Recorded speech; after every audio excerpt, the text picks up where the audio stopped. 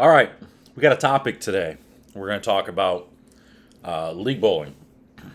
I want to talk about how I believe this is just an opinion piece here. So take it however you want. You can agree with me, you can disagree with me. You're more than welcome to leave a comment below. Make sure to hit that like button, subscribe. Leave a comment below. Tell me what you think is the real issue here. But here's what I think is going on, and here's what I think has been happening for a while. I think I've talked about this before, but I've never made a video specific to this. So here is this video specific to why I believe league bowling has actually ruined the perception of bowling, and has made the divide that much bigger. I think because of league patterns and league bowling, and this is going to sound like I'm putting a lot of blame on USBC, which I'm not actually blaming USBC. I'm more blaming ABC when they were around, and WIBC when they were around, because they didn't make the decisions to reel in everything when they had the opportunity. I think we let bowling balls go too far, and B, we let lane patterns go too far. We did way too much evolving as far as the balls go and as far as the lane patterns go. And I don't want to say too much that it's about the lanes being easier, which it kind of is, but it's a combination of the lanes being easier and the bowling balls being that much better. That's causing a problem. And it's making scores go through the roof. Once the leagues, once the bowling centers realized they could manipulate the lane patterns to make their scores higher, and people were happier with higher scores and they could get more bowlers, if their scores were higher than, Bob Smith's bowling center down the road, then they made sure to do that, and it was a battle. And then it became all these centers battling to who had the easiest pattern. Again, I could be wrong, and you're more than welcome to tell me how I'm wrong. But here's how it changed the perception of bowling. Now we've got bowling on TV, and when the lanes are tough, you've got guys on TV winning matches with 180, 190, 2-0 sometimes. And you've got, Billy Bob Thornton over here, league bowler averaging 230, watching this and not understanding why these guys are bowling 180, 190, or just 2-0 and winning matches. Why are these guys bowling so bad? I average 230. Should I go bowl pro?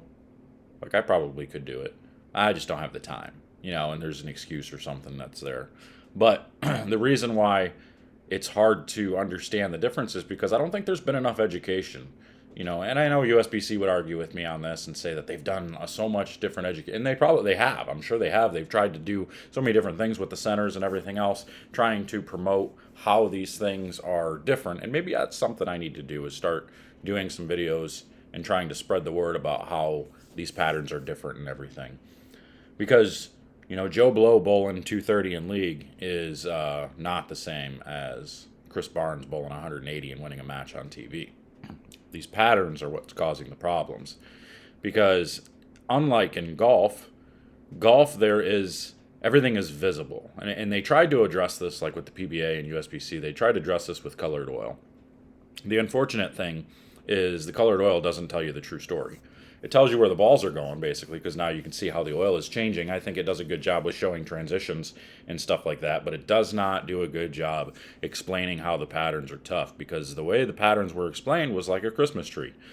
If a pattern looked like a Christmas tree, that means there was more oil in the middle and less to the outside, and it tapers to the middle to make it easier. There's more hold in the middle, more hook to the outside.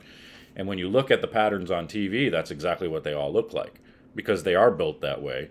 But you don't get to see the significant change in volume that's to the outside versus what's on a league condition on the outside. You only see the lighter oil on the outside, or very light blue, or almost no blue on the outside, where you're seeing it all in the middle. And that's exactly what a league pattern is. There's no oil to the outside, and there's nothing but oil in the middle to give you hold in the middle, hook to the right. And because people are seeing this, it's not changing their mind about it. They're not saying, oh, that's why, they're bowling, so much lower scores.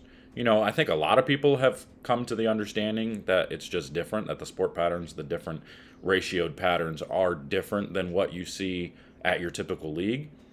But still to this day, I believe a super high percentage of people in the world don't understand the difference between a PBA pattern and your league pattern. Lots of people just don't see the skill set of these guys and gals. The skill set is just not, it's not shown to the world as good as I think it should be. And again, it's just my opinion. I could be wrong. I don't think I am, but I would like to see these players advertised better. I would like to see the skills of these players shown in a better light somehow, some way. And I'm not really sure how to do it. I just know you have to make it understood by the recreation and league bowler that what they're bowling on is completely different and much easier than what the men are bowling on or what the women are bowling on TV. You know, when you go to a golf course, you know the difference between a par 3 course, you know, and a 5,000 yard course. Like, you know the difference between a par 72 versus a par, you know, 50 when it comes to the short courses. You know the difference. You can see the difference. You can see the different lengths. You can see the trees, the sand, the water everywhere. You can see the obstacles in the way when it comes to golf. Same thing with any other sport. You can see how somebody is that much better than the other person when it comes to it. You know, when it comes to bowling, with all the invisible things that are involved, it's very difficult to see the skill set of these players.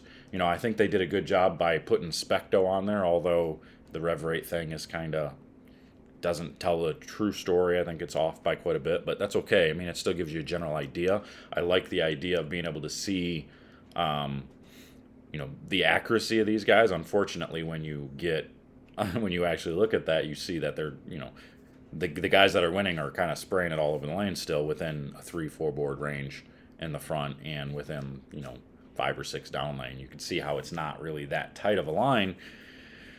So that doesn't really do it justice because they just found the bowling ball that matches up, which is key. That's the whole key to the game right now. And that's where I think USBC screwed up in one area was, or not USBC, but ABC back in the day. In one area, that's how they messed up, is because they didn't rein it in. They allowed the differentials and the RGs to kind of get out of control, and the, you know, the cover stocks to get a little bit out of control. I think they probably should have reined it in a long time ago.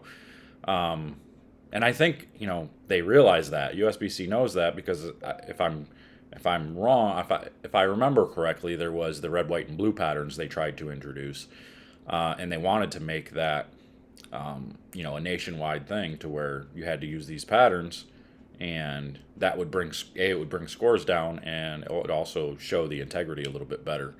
The unfortunate thing is even though those patterns weren't very difficult, they were still much more difficult than what the leagues were putting out.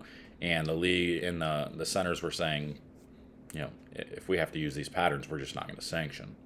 A lot of that is speculation on my part, but most of it is still from centers that I've talked to. When I was traveling a lot, talking about these different things to the owners and the managers and stuff, those are the things they said.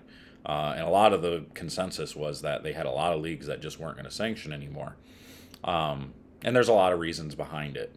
But I think the major thing in perception with bowling is just, you know, people, the everyday league bowler, the everyday recreational bowler, the everyday watcher on TV, they can't fathom the difference between the PBA guys and when they go and watch somebody bowl in league and they see somebody shooting 800 every other day.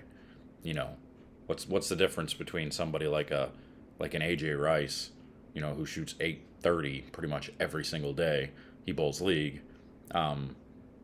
and Chris Barnes, who, you know, averages 220 on tour. You know, so those averages don't do it justice, you know, and AJ was just the first name that came to mind because I know he strikes a lot, so that's just kind of what I thought of. But you know, it's real hard for people to put into perspective how good these people are, how good the women and the men are at this sport.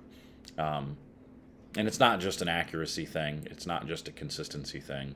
That is a lot to do with it, but it's about the decisions, the ball making, the ball choices, you know, playing the parts of the lane play, the rotation, all that different stuff comes into play when it comes to the game, the sport. So there's a lot that goes into it. We could talk forever about the sport and the intricacies behind it and everything there, but I really think we need to do a better job, really advertising the skill set of these players, really showing off the skills of these players and putting it out there a little bit better somehow, some way. So I think that's kind of going to be my goal. Is when I'm at PBA events and stuff, I'm going to try to make as many videos as I can showing off a lot of these top players, showing slow motion of these releases, and it kind of explaining why these guys are that much better. Maybe I'll make a few stops at some of the PWBA events as well, or clip some of these videos to try to really explain, what's the difference between these guys and your typical league bowler. So, I don't know. Be on the lookout for that. If you got ideas for that, let me know in the comments what you'd like to see as far as that goes. But this was just kind of my TED Talk for the day. So I'm getting out of here. Just, try to give some of these guys some credit a little bit more. Talk up these guys, talk up the girls, and we'll just kind of see where we can go from there. But I'm out of here. We'll see you guys later.